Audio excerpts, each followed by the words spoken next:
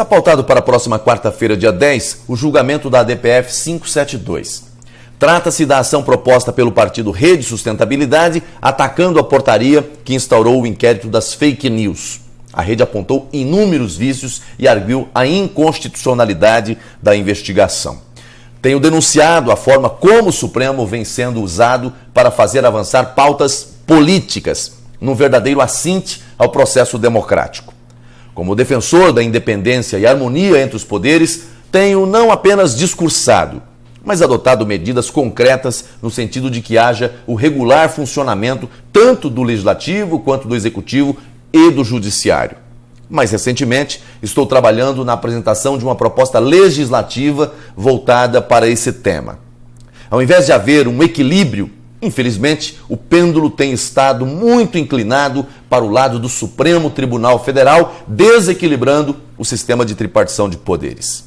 2 novos movimentos estão confirmando, mais uma vez, a presença dessa distorção institucional, dessa disfunção do regime democrático. O primeiro, o anúncio de que o próprio Supremo está reconhecendo a existência de vícios no inquérito das fake news e agora trabalha para tentar salvar a investigação.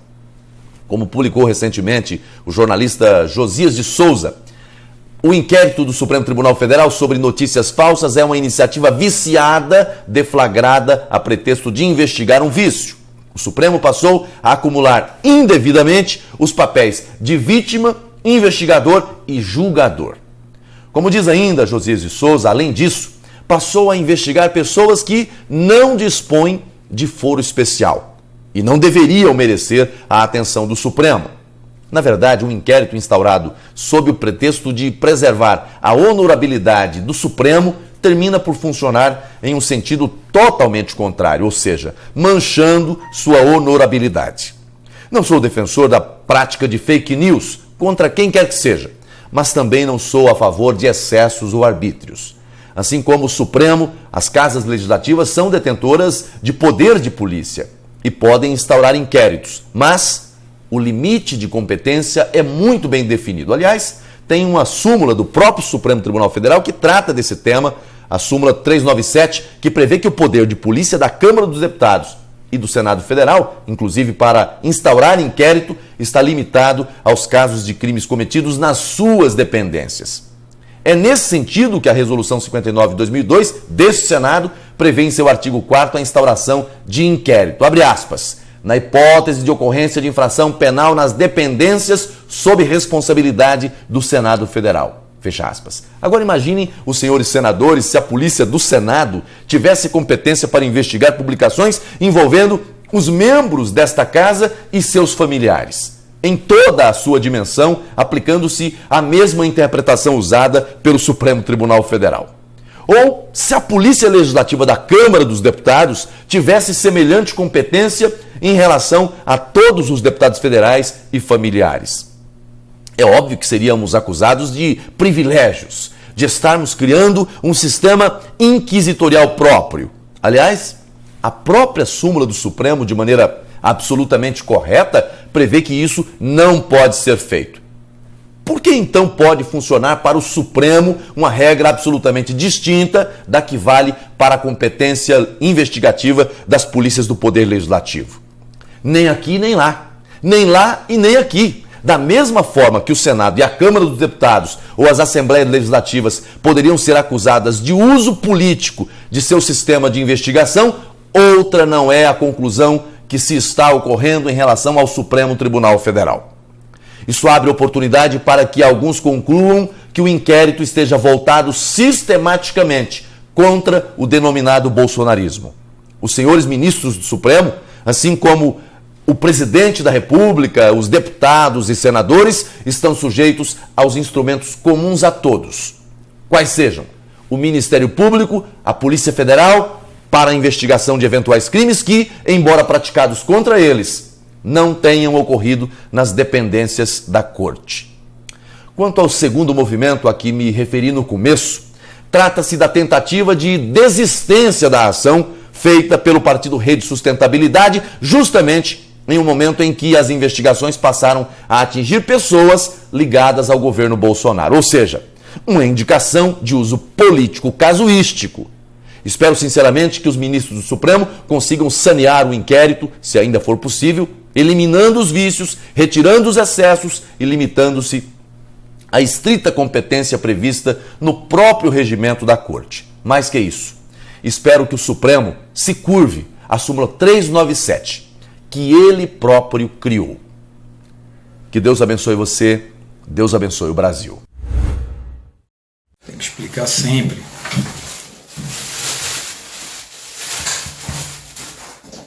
Fala pessoal, estou aqui no gabinete com os meus amigos aqui, assessores. Falar para vocês sobre o projeto de proposta de emenda à Constituição que vai disciplinar o acesso ao cargo de ministro do STF, né? Qualquer pessoa que assiste aí, que tem se politizado cada vez mais, percebe que o STF tem um ativismo jurídico. A minha criticidade perante o STF, né, com seus ministros aí nomeados pela janelada, que a Constituição brasileira ela conseguiu institucionalizar a janela, né? Você é amigo de um presidente, o presidente te nomeia mesmo não sendo um quadro técnico suficiente, ou seja, você não passa por uma etapa, por um concurso de provas e títulos. Então vemos aí decisões monocráticas como do ministro Alexandre de Moraes, aí do governo Temer, entrou bem às pressas, na época ainda do impeachment da Dilma Rousseff, e várias outras coisas, vem tomando decisões da maneira do seu entendimento, vazio muitas vezes, e eles ali com aquela toga, né, se achando intocáveis, à prova de críticas, não podem ser criticados, se fizeram uma manifestação em frente à casa do Alexandre de Moraes, são conduzidos à delegacia coercitivamente, e blá blá blá, toda aquela história de não, eu sou o ministro do STF, eu sou o fulano de tal, quem manda sou eu, e não é bem assim. Então, eu propus agora uma PEC, uma proposta de emenda à Constituição, que vai modificar os artigos 14 e 101. O artigo 14 ele trata ali do sufrágio universal, né? Quem pode ser votado, quem pode votar. Trata-se de fato das eleições, vamos colocar assim, da escolha dos candidatos, como funciona o poder soberano do povo, e ele para ali no parágrafo 11. Então vamos anexar aqui, eu vou ler aqui para vocês. Está aqui a proposta de emenda à Constituição, ainda não tem número porque ela ainda não foi recepcionada pelo presidente da casa, né, do Rodrigo Maia, e assim que já tiver o apoiamento total e ela for robusta, ela então é recepcionada e já tem o número. Bom, vou ler aqui a emenda para vocês da nova redação dos artigos 14 e 101 da Constituição Federal para disciplinar o acesso ao cargo de ministro do Supremo Tribunal Federal, fixar mandato e estabelecer inelegibilidade e cessar do exercício da função. Eu vou explicar para vocês, qualquer um pode votar e ser votado no Brasil. Essa inelegibilidade ela é temporária após cessar o exercício da função, caso a PEC seja aprovada, pautada e votada na Câmara e também no Senado, para que possa seguir à frente. Bom, vou ler aqui para vocês. Parágrafo 12, que ele seria anexado então ao artigo 14 da Constituição Federal de 88. São inelegíveis em todo o território nacional para qualquer cargo, os ministros do Supremo Tribunal Federal nos 5 anos subsequentes ao término do exercício do mandato. Entenderam até aí?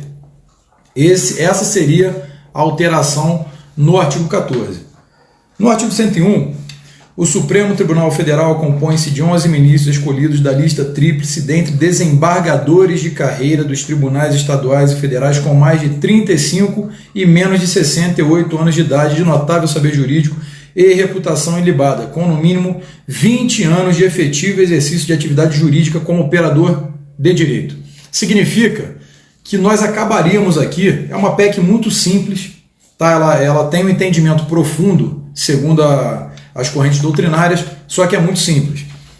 Esse artigo 101 modificado não seria tão somente notável saber jurídico sendo Zé das Couves. Eu sou um advogado fulano, amigo de não sei quem, então posso ser indicado para o STF. Tá? E aqui eu também vou extinguir alguma coisa do quinto constitucional que vocês vão entender. Parágrafo 1º. Os ministros do Supremo Tribunal Federal serão nomeados pelo presidente da República após a aprovação do nome pela maioria absoluta dos membros que compõem os respectivos tribunais, para um único mandato por 8 anos. Alguns acharam 8 anos muito longo, só que eu vou explicar o porquê. Depois de aprovada a escolha pela maioria absoluta dos membros do Senado Federal e da Câmara dos Deputados, que não existe, então nós vamos, peraí, só recusar aqui, tomando aqui, depois a Câmara entra também nessa escolha, vedada a recondução em qualquer momento. Pablo, liga para Paula. Fala que é para ela para vir aqui. Artigo 2º, parágrafo 2º. Fica vedada a nomeação de desembargadores oriundos do 5º Constitucional. Bom, quem conhece o 5º Constitucional está lá no artigo 94, né, da Constituição, em que ele reserva 1/5 das vagas do Judiciário para integrantes da OAB, advogados e também do MP. O que eu acho um absurdo. Você é promovido ao cargo da magistratura pela janela, mais uma vez. É o absurdo do 5º Constitucional, que eu sou totalmente contrário. Então aqui eu já cuido para que, caso essa PEC vire uma emenda na Constituição, oriundos do 5º Constitucional não serão ministros do STF. Que seria aí o caso do Lewandowski, né, e outros ministros que foram antes do 5º. O 5º ele não se aplica ao STF. Contudo, lá, quando ainda advogados foram indicados pelo 5º Constitucional, assumiram lá a magistratura e depois nomeados aí pelos presidentes ao STF. Então aqui a gente já vai extirpar qualquer tipo de aplicabilidade. Ou seja, foi oriundo do 5º Constitucional, não é por provas e títulos, não tem uma carreira jurídica dentro da magistratura, então não poderá então ser do STF. Parágrafo 3º, no caso de vaga no decorrer do mandato, ou seja, no decorrer do mandato, um ministro morre, por exemplo, o ministro que o substituir completará o mandato, independentemente do prazo transcorrido. Parágrafo 4º, não se aplica aos ministros do Supremo Tribunal Federal a compulsoriedade da aposentadoria estabelecida no artigo 40, parágrafo 1º, item 2.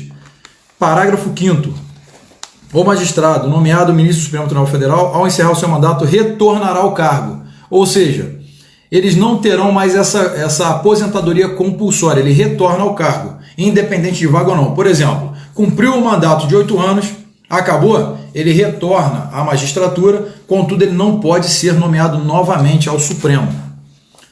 Artigo 2º, esta emenda constitucional entra em vigor na data de sua publicação. Então eu vou ler aqui para vocês a justificativa. Nobres pares, o modelo brasileiro foi inspirado na Constituição dos Estados Unidos da América, que prevê um tribunal constitucional cuja composição é formada por indicação do presidente da República, que depois de aprovação pelo Senado, nomeia os ministros que são vitalícios. Aliás, esse sistema vige no Brasil desde 1890, quando o Supremo Tribunal Federal foi instituído pelo decreto número 848. Com pequenas nuances, o sistema sobrevive desde a primeira Constituição Republicana de 1891, as Constituições de 1934, 1946, 1967 e a emenda número 1 de 1969 mantiveram o mesmo sistema, apenas com alterações no que diz respeito ao limite máximo de idade e ao número de integrantes da Corte. Ou seja, a legislação ela foi modificando a cada ano que se passava, a cada década, mas ela não mexeu em nada no STF. Ela só aumentou a idade e o tempo que permaneciam, ou seja, foi só facilitando para o queridinho dos presidentes que fossem indicados. Antes que alguém fale aqui, agora que o presidente Bolsonaro vai indicar um ministro, é claro que eu sei disso. Só que até essa PEC ganhar corpo e ela tiver todo o apoio, o presidente vai cumprir os 2 mandatos dele, então ele vai poder indicar tranquilamente, nós podemos deixar o presidente trabalhar, então já estou pensando na era pós-Bolsonaro, para que nós tenhamos uma blindagem. Vamos lá. Pelo sistema atual, previsto na Constituição Federal de 88, para ser nomeado ministro do STF, o candidato deve ser brasileiro. Olha só, para você ser ministro do Supremo. Ele deve ser brasileiro nato, estar no gozo dos direitos políticos, ter mais de 35 anos e menos de 65 anos de idade. Além desses requisitos objetivos, deverá também ter reputação ilibada e notável saber jurídico. Acabou. Não diz se você tem que ser bacharel em direito, se tem que ser advogado, se tem que ser juiz, tem que ser procurador, qualquer coisa. Você não precisa ser nada. Você pode ser um Zé Ninguém que não estudou realmente nada, absolutamente nada, está sentado na sala, vendo a porcaria do Big Brother Brasil e de repente o presidente vai com a tua cara e fala, vem ser ministro do Supremo. Basta que você passe na sabatinada do Senado para que então você seja nomeado com vitalicidade no cargo. Ou seja, é um absurdo. Aparentemente, o sistema deveria funcionar bem, tendo em vista que o Senado faria o controle no que diz respeito aos critérios da ilibada reputação e notável saber jurídico. Mas nós sabemos que temos vários senadores lá que não têm o notável saber do A, E, I, O, U. Vai saber jurídico? E aí aprovam essas atrocidades que hoje sentam nas cadeiras. Bom, porém, o que se percebe é que o Senado brasileiro tem funcionado apenas como órgão homologador, de fato. Né? Imagina você, chega lá o teu amiguinho do presidente, da Dilma Rousseff, e fala, eu tenho um ministro aí para indicar, vai ser muito bom, vai votar com a gente, vai julgar nossos casos aí, todo mundo, né, com a mão na massa, todo mundo com o rabinho preso, então ele vai ali, vai julgar com a gente, vamos aprovar esse cara aí. Vídeo Barata Ribeiro, médico, atuou durante 10 anos aí como ministro do Supremo, e não tinha nada de direito, mas ficou lá, depois não passou lá nessa batinada, não sei porquê, aí não me perguntem, mas realmente ele não deveria atender aos interesses escusos de algumas pessoas, que estão lá ainda. Vamos lá. É fácil depreender isso. Portanto, ao longo de sua história, somente houve reprovação pelo Senado de nomes indicados do governo Floriano Peixoto, 1891, 1894, o que se faz necessária a inclusão da Câmara dos Deputados também, para que se tenha uma votação mais ampla e até mais republicana. Como órgão de controle aos critérios da ilibada reputação e notável saber jurídico, porque na Câmara temos muito mais juristas, né, atuando como parlamentares do que no Senado. Assim como os membros do Poder Legislativo têm independência e autonomia para escolher os integrantes da mesa diretora e das diversas comissões, tanto na Câmara dos Deputados quanto no Senado, aos membros do Poder Judiciário deve ser assegurada a mesma independência e autonomia, afastando-se as injunções políticas, ou seja, é para que nós tenhamos mais autonomia nessas escolhas sem muita injunção política, de fato, atender à nomeação de alguém que vote ou julgue de acordo com o tipo de caráter, né, de alguns senadores aí. Porquanto os desembargadores integrantes dos tribunais conhecem, dentre os seus pares, aqueles que se destacam pela cultura, espírito de justiça, capacidade jurídica e desempenho profissional, além da reputação e conduta ilibadas. Ou seja, a própria instituição do meio jurídico saberia quais seriam os melhores nomes e tudo mais, quem tem mais força para levar adiante sem o ativismo político, né, e jurídico, para que se possa ter julgamentos, né, que de fato sejam críveis. Voltando aqui, quanto ao fim da vitalicidade no cargo de ministro do Supremo Tribunal Federal, trata-se no procedimento adotado em boa parte dos países democráticos do mundo, tendo em vista exatamente a essência das cortes constitucionais. Assim podemos citar as Cortes Federal da Alemanha, República da África do Sul, Federação Russa, cujos membros são nomeados para mandato com tempo determinado sem direito à recondução, eles não podem ser reconduzidos. Os juízes do Conselho Constitucional francês e do Tribunal Constitucional português servem por 9 anos, também sem direito à recondução. A Itália, igualmente, fixa mandato de 9 sem direito à recondução imediata.